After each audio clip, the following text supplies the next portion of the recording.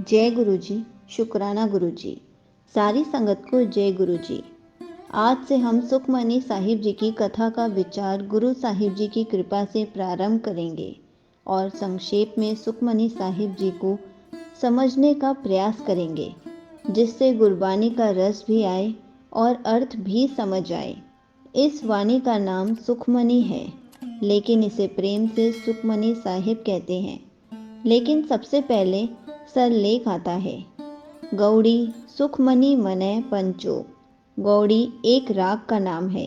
भाव ये वाणी श्री गुरु ग्रंथ साहिब जी में राग गौड़ी में दर्ज है। उसके बाद आता है सुखमनी। सुखमनी का अर्थ है सुखों की मणि, आनंद का खजाना। उसके बाद महला पांचवा भाव, ये वाणी पांचवें पातशाह श्री गुरु अर्जुन साहिब जी की है। तो इनके बाद पहला श्लोक शुरू होता है।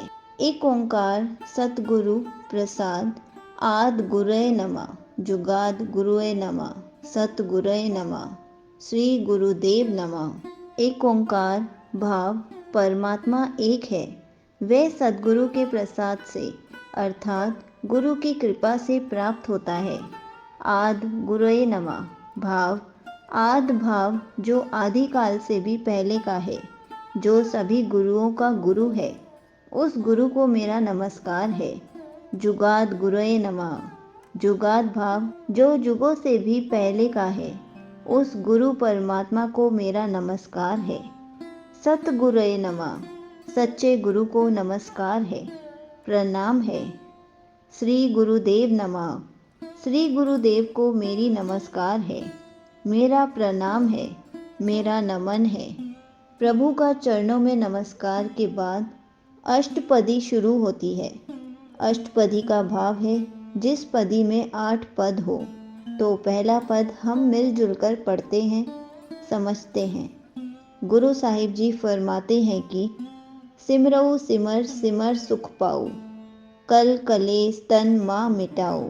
अर्थात जिस परमात्मा को पहले श्लोक में नमस्कार किया, याद किया, जो सभी के भीतर और बाहर मौजूद है, मेरा मन करता है उसका सिमरन करूं, उसे याद करूं और याद कर करके सभी दुख दर्द मिटा लूं।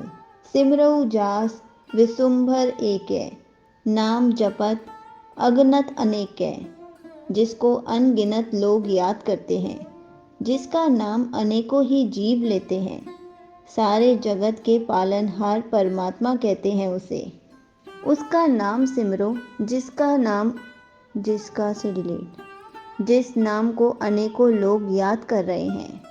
वेद पुराण सिमृत सुधाख्यर, कीने राम नाम एक आख्यर। सुधाख्यर का भाव है शुद्ध अक्षर, पवित्र शब्द। गुरु साहिब जी फरमाते हैं कि वेद है या सिमरतियाँ, इन सभी ने एक ही पवित्र शब्द को माना है, वे है राम नाम। भाव परमात्मा। संगत जी, गुरबानी में जितने भी नाम परमात्मा के लिए आए हैं, उनका अर्थ अलग अलग है, लेकिन बात एक की ही हो रही है।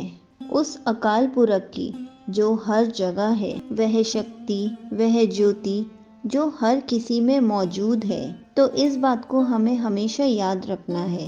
किनका एक जिस जिए बसावे, ताकि महिमा गनी न आवे।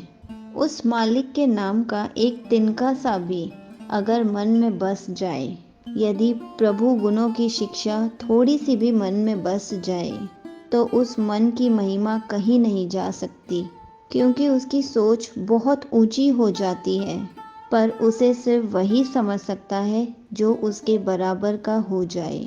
कांखी एक है दरस तुहारो, नानक उन संग मोह उदारो। संगत जी, इस पंक्ति के पीछे एक लिखा है, जिसमें लिखा है कि 8 पदों में से एक पद पूरा होता है। ऐसे 7 और पद हैं, फिर एक अष्टपदी बनती है। गुरु साहिब जी इस पद के अंत में हमें अरदास करनी सिखाते हैं कि ऐ मेरे मालिक, मुझे उन दर्शनों की चाह है जिनके मन में आपको देखने की इच्छा है। ऐ प्रभु, मुझे भी उनकी संगत में रखकर भव सागर से पार लगा दो। मेरे हृदय से अज्ञानता को दूर करके साफ हृदय वाला बना दो। यहीं पर पहली अष्टपदी का पहला पद समाप्त होता है। दूसरे पद की वीडियो कल डाली जाएगी। जय गुरुजी, शुक्राना गुरुजी।